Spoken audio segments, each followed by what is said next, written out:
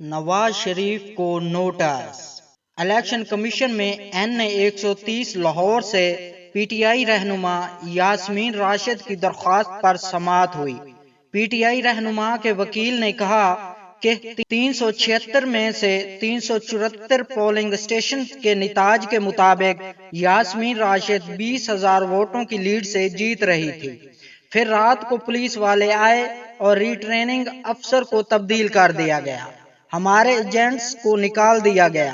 پھر باقی 33 polling station سے نواز شریف کو 1,01,000 ووٹ ڈال دیے گئے۔ ممبر الیکشن کمیشن نے کہا کہ اس کیس میں تو الیکشن کمیشن بھی جواب دہ ہے، اب کیس ہم اپنے خلاف سنیں۔ الیکشن کمیشن نے N130 لاہور سے کامیاب امیدوار نواز شریف کو نوٹس جاری کر دیا، جبکہ ری ٹریننگ افسر سے رپورٹ طلب کر لی۔ الیکشن کمیشن نے کیس کی مزید سماعت 27 فروری تک ملتوی کر دی۔